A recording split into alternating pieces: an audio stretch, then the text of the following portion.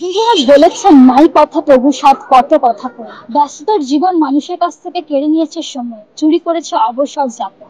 গতিশীল জীবনে মানুষের সময় আর সুযোগের অভাবে মানুষ প্রিয় মানুষজনের সাথে, আপন মানুষজনের সাথে কথা বলার সময় বা সুযোগ পাচ্ছে। আজ এমন এক জায়গায় এসেছি যেখানে শৈশবের হাসি ও অবসর সময় দিয়ে প্রত্যেক সন্ধে হয়ে ওঠে মধুর।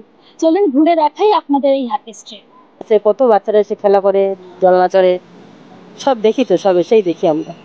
বাচ্চাদের নিয়ে ঘুরি, আমাদের সিম্বা আছে দুজন, এদের নিয়ে ঘুরি। এই এক্সারসাইজ করি।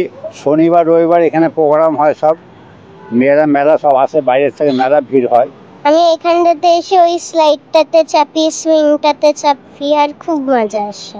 ভালোই লাগছে, সারাদিন এত খাটাখাটনির পর এখানে এসে একটুখানি এনভায়রনমেন্টটা ভাইব ম্যাচ করে, মানে এখানে সবাই আসে নিজের পুরো দিন কাটিয়ে এখানে একটু রিল্যাক্স করতে আসে।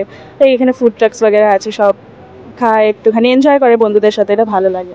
এত ক্রাউডের মধ্যে থেকে এখানে এসে একটু হাঁটাহাঁটি করা, একটু খাওয়া দাওয়া, একটু এনজয় করা বন্ধুদের সাথে, ইট ফিলস নাইস। फीलिंग बहुत हैप्पी और बहुत मतलब पीसफुल लग रहा है यहाँ पे। और यहाँ पे खाना पीना भी मीन्स यहाँ पे जितना जो हम लोग खा रेस्टोरेंट जाते हैं तो हर चीज़ तो यहाँ पे ये फ्री है। एयर के लिए एयर भी ओपन एयर है, हर कुछ अच्छा है। थोड़ा बच्चा लोग भी इंजॉय, मतलब मेरी फैमिली पूरा आए हम लोग।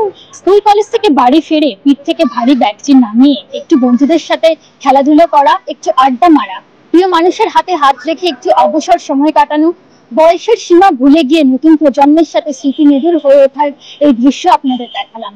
বিকেলের পরে সন্ধ্যের এই হ্যাপি স্ট্রিটের দৃশ্য আপনারা দেখতে পেলেন।